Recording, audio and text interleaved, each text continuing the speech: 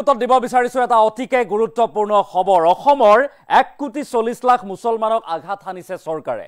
গোৱালপাৰাৰ পাইকানত উচ্ছেদ অভিযান চলাই এনেদৰে অসমৰ 1,40,00,000 মুছলমানক অপমান কৰা হৈছে অন্যায় অত্যাচাৰ কৰা হৈছে বুলি এতিয়া গৰজি উঠিছে অসম সংখ্যালঘু সংগ্ৰাম পৰিষদ আৰু তাৰ পাছতে কৈছে অসমত আদানী আম্বানীৰ স্থান আছে কিন্তু অসমৰ মুছলমানৰ অসমতেই স্থান নাই বুলি উল্লেখ কৰিছে লগতে উচ্ছেদৰ বিৰোধিতাৰে এতিয়া অসম সংখ্যালঘু সংগ্ৰাম পৰিষদৰ তৰফৰ পৰা কোৱা হৈছে যে চৰকাৰৰ বিৰুদ্ধে এতিয়া ৰাজধানী দিল্লীও কপাব অসম সংখ্যালঘু সংগ্ৰাম পৰিষদে 1 আগষ্টত দিল্লী কপাবৰ বাবে হাজু হৈছে এই সংখ্যালঘু সংগঠনটো এটা ডাঙৰ খবৰ আমি মুতলৈ আহিছো যে মুছলমানক টাৰ্গেট কৰি উচ্ছেদ কৰিছে হিমন্ত বিশ্ব শৰ্মাই গৰজি উঠিছে অসম সংখ্যালঘু সংগ্ৰাম পৰিষদ আৰু উচ্ছেদৰ জৰিয়তে মুছলমানক নিষেধ কৰিব বিচাৰিছে অসমৰ মুখ্যমন্ত্ৰী গৰাকীয়ে এই ডাঙৰ মন্তব্য আগবঢ়াইছে পুনৰবাৰলৈ কৰিছো এটা ডাঙৰ খবৰ গোৱালপাৰাৰ উচ্ছেদ অমানৱীয় অসাংবিধানিক অগণতান্ত্ৰিক এই মন্তব্য কৰিছে অসম সংখ্যালঘু সংগ্ৰাম পৰিষদৰ নেতৃত্বই গোৱালপাৰাৰ উচ্ছেদে আঘাত কৰিছে অসমৰ 1,40,00,000 মুছলমানক আৰু আমি উচ্ছেদ বিৰোধী নহয় কিন্তু উচ্ছেদৰ পূৰ্বে সংস্থাপন দিয়ক সংস্থাপনৰ ব্যৱস্থা কৰক চৰকাৰে উচ্ছেদৰ বিৰোধিতাৰে 1 আগষ্টত দিল্লী কপাব অসম সংখ্যালঘু সংগ্ৰাম পৰিষদে এই ঘোষণা কৰিছে আৰু এইখন অসমত আদানী আম্বানীৰ স্থান আছে কিন্তু অসমৰ মুছলমানৰে অসমত স্থান নাই বুলি উল্লেখ কৰিছে আৰু আদানী আৰু আম্বানীক মাটি দিবলৈ মুছলমানক উচ্ছেদ কৰিছে বিজেপি চৰকাৰে আদানী আম্বানীক পুঁজিপতিক অসমৰ মাটি দিবৰ বাবে এনেদৰে মুছলমানক উচ্ছেদ চলোৱা হৈছে বুলি উল্লেখ উচ্ছেদৰ বিৰোধিতাৰে জিলাই জিলাই প্ৰতিবাদ সংখ্যালঘু সংগঠনৰ গোৱালপাৰাৰ উচ্ছেদক লৈ গৰজি উঠিছে এতিয়া অসম সংখ্যালঘু সংগ্ৰাম পৰিষদ পুনৰবাৰলৈ কৰিছো এটা ডাঙৰ খবৰ যে অসমৰ 1,40,00,000 মুছলমানক আঘাত হানিছে গোৱালপাৰাৰ এই উচ্ছেদ অভিযানে অসমত আদানী আম্বানীৰ স্থান আছে কিন্তু অসমতে অসমৰ মুছলমানৰ স্থান নাই বুলি উল্লেখ কৰিছে আৰু তাৰ পাছত উচ্ছেদৰ বিৰোধিতাৰে গৰজি উঠি অসম সংখ্যালঘু সংগ্ৰাম পৰিষদৰ নেতৃত্বই কৈছে যে ইয়াৰ বিৰুদ্ধে আমি প্ৰতিবাদী কাৰ্যসূচী ৰূপায়ণ কৰিম দিল্লী কপাম ৰাজধানী দিল্লীক 1 আগষ্টত প্ৰতিবাদী কাৰ্যসূচী ৰূপায়ণ কৰা হ'ব বুলি উল্লেখ কৰিছে মন্তব্য আছে কেনেদৰে কি মন্তব্য আগবঢ়াইছে এই উচ্ছেদৰ বিৰোধিতাৰে অসম সংখ্যালঘু সংগ্ৰাম পৰিষদৰ নেতৃত্বই মন্তব্য লৈ আহিছে উচ্ছেদৰ বিষয়ে আমি বিভিন্ন সময়ত প্ৰতিবাদ অব্যাহত ৰাখিছো আজিও আপোনালোকে জানে আমচুৰ নেতৃত্বত বিভিন্ন সংগঠনৰ নেতৃত্বত সংখ্যালঘু সংগ্ৰাম পৰিষদৰ সহযোগত সমগ্ৰ অসমত জিলাই জিলাই ইতিমধ্যে প্ৰতিবাদ সাব্যস্ত কৰিছে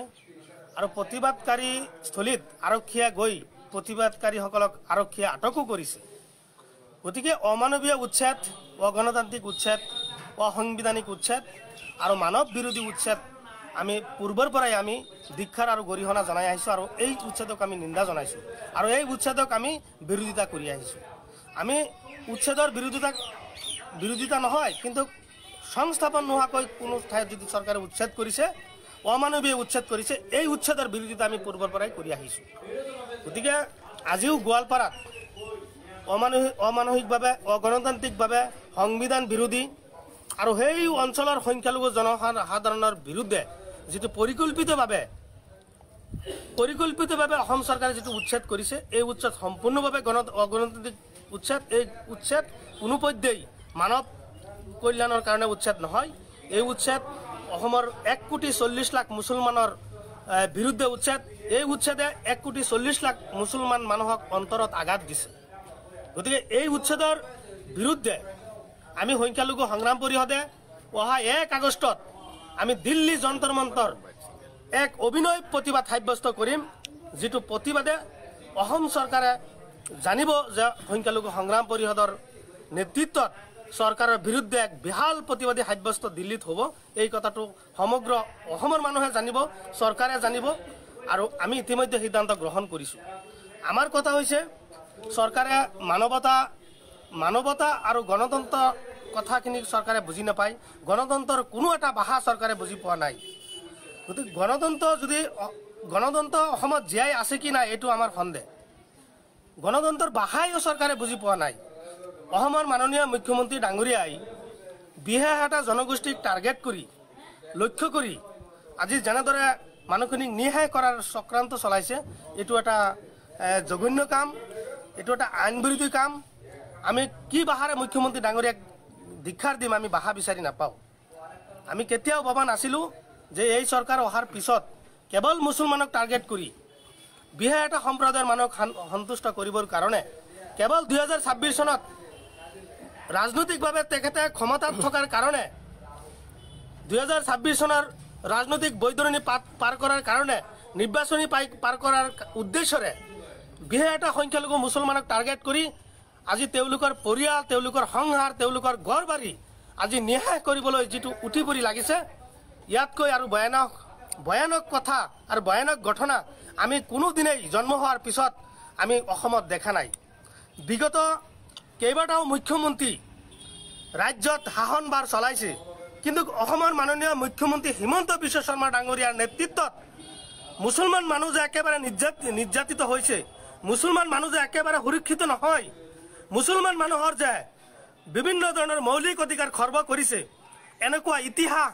আমি জন্ম হোৱাৰ পৰাই আজিলৈকে দেখা নাই। এই কথাটো অসমৰ মাননীয় মুখ্যমন্ত্ৰী ডাঙৰীয়াই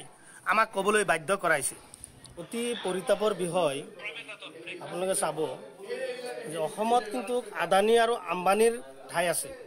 আদানী আৰু আম্বানীক জাগা দিয়াৰ কাৰণে কিন্তু অসম চৰকাৰে উঠি পৰি লাগিছে। আৰু এই অসমৰ বায়ু পানী বতাহৰ লগত মিলি যোৱা সংখ্যালঘু মুছলমান আজি অসমৰ বিভিন্ন জাতি জনগোষ্ঠীৰ হৈ একেলগে মিলা প্ৰীতিৰে অসমখন আগবাঢ়ি লৈ যোৱাৰ ক্ষেত্ৰত যি সম্প্ৰদায়ৰ অৱদান আছে, আজি সেই সম্প্ৰদায়ৰ পৰিকল্পিতভাৱে টাৰ্গেট কৰি তেওঁলোকক ইয়াৰ পৰা আঁতৰাবলৈ চৰকাৰে বিভিন্ন ধৰণৰ চক্ৰান্ত লগাইছে, কূটনীতি চলাইছে। আৰু একে ঠাইতে কিন্তু আদানী আৰু আম্বানীক এই ঠাইতে কিন্তু জাগা দিবৰ কাৰণে চৰকাৰে চেষ্টা অব্যাহত ৰাখিছে। আপুনি ক'ব খোজে যে আদানী আৰু আম্বানীক ঠাই দিবৰ কাৰণে এই উচ্ছেদ চলিছে? নিশ্চয়, আদানী আম্বানীৰ কাৰণে যদি অসমত জাগা আছে, অসমত ঠাই আছে, আৰু এই অসমত বিভিন্ন জীৱ জন্তুৰ কাৰণে যদি এই অসমত ঠাই আছে, তেনেহ'লে মুছলমানৰ কাৰণে কিয় ঠাই হ'ব নোৱাৰে? আমাৰ এই মুছলমানৰ কি অসম গঢ়ি লৈ যোৱাৰ ক্ষেত্ৰত কি অৱদান নাই নেকি? বাহা আন্দোলনত কি মুছলমান শ্বহীদ হোৱা নাছিল নেকি? ভাৰত স্বাধীন হোৱাৰ সময়ত মুছলমানসকলৰ কি ত্যাগ আছিল, কিমান অৱদান আছিল, এই কথাটো মুখ্যমন্ত্ৰী ডাঙৰীয়াই পাহৰি গ'লে নহ'ব। গতিকে সমগ্ৰ ভাৰতৰ ভিতৰত মুছলমানৰ যিটো অৱদান, এই অৱদানখিনি কেৱল মুখ্যমন্ত্ৰী ডাঙৰীয়াই পাহৰি আৰু সেই মুছলমান মানুহখিনিক একেবাৰে নিঃশেষ কৰাৰ কাৰণে চেষ্টা কৰিলে নহ'ব। এই কথাটো সমগ্ৰ অসমৰ ৰাইজে জানে আৰু সমগ্ৰ অসমৰ সচেতন ৰাইজে এই ক্ষেত্ৰত প্ৰতিক্ৰিয়া প্ৰকাশ কৰিবলৈ আৰু জাগি উঠিবৰ কাৰণে আমি সংখ্যালঘু সংগ্ৰাম পৰিষদে আহ্বান জনাইছোঁ। কেৱল ভোট বেংক আৰু নিজৰ ক্ষমতা আৰু নিজৰ সা সম্পত্তি বৃদ্ধি কৰাৰ কাৰণে বিশেষ এটা মুছলমান জাতিক টাৰ্গেট কৰি আজি যি ধৰণৰ অৱস্থা চলাইছে, এই কথাটোৱেই আমাক মৰ্মাহত কৰিছে। আজি গোৱালপাৰাত যিটো অৱস্থা, তেওঁলোকৰ কান্দোনৰ ৰোল, তেওঁলোকৰ থকা খোৱা, আজি তেওঁলোকে ক'ত যাব? আপোনালোকে চাওক, ভাৰতৰ সংবিধানে দিয়া যিখিনি মৌলিক অধিকাৰ, অন্ন বস্ত্ৰ বাসস্থান, আজি চৰকাৰে দিব লাগিছিল। চৰকাৰে উচ্ছেদ কৰিছে, আমাৰ কোনো আপত্তি নাই, কিন্তু উচ্ছেদৰ পূৰ্বে সংস্থাপন দিবলৈ আমি বিভিন্ন সময়ত আমি দাবী উত্থাপন কৰি আহিছোঁ। কিন্তু উচ্ছেদৰ কোনো খা খবৰ নাই, সংস্থাপনৰ কোনো খা খবৰ নাই, কেৱল উচ্ছেদ। সেই মানুহখিনি ক'ত যাব? সেই মানুহখিনি কি অসমৰ নহয়? সেই মানুহখিনি কি ভাৰতবৰ্ষৰ নহয়? সেই মানুহখিনি কি বাংলাদেশী নেকি? যদি বাংলাদেশী আৰক্ষীয়ে কিয় ব্যৱস্থা কৰা নাছিল? আৰু যদি অসমৰ, তেনেহ'লে সংস্থাপন কিয় দিয়া নাছিল? সেই মানুহখিনিৰ মুখ্যমন্ত্ৰী কি অসমৰ মুখ্যমন্ত্ৰী আমাৰ মুখ্যমন্ত্ৰী ডাঙৰীয়া নহয় নেকি? হিমন্ত বিশ্ব শৰ্মাৰ নেতৃত্বত সেই মানুহখিনি নহয় নেকি? যদি হয়, তেনেহ'লে সেই মানুহখিনিক সংস্থাপন দিবলৈ আৰু মানৱতাৰ ঊৰ্ধত কোনো ৰাজনৈতিক নহয়, মানৱতাৰ ঊৰ্ধত কোনো মুখ্যমন্ত্ৰী নহয়, প্ৰথম মানৱতাৰ পৰিচয় দাঙি ধৰক। আমি মানুহ, তেওঁলোকো মানুহ। আপুনি ধৰ্ম বাদ দিয়ক, কোন ধৰ্মত আছে ধৰ্ম বাদ দিয়ক, কিন্তু মানৱতাৰ দৃষ্টিত গ'লে আমি মানুহ, প্ৰথমে মানুহ হিচাপে আমি পৰিচয় দিব লাগিব। যদি সঁচা অৰ্থত মানুহ, যদি জীৱ জন্তুৰ এই অসমত স্থান আছে,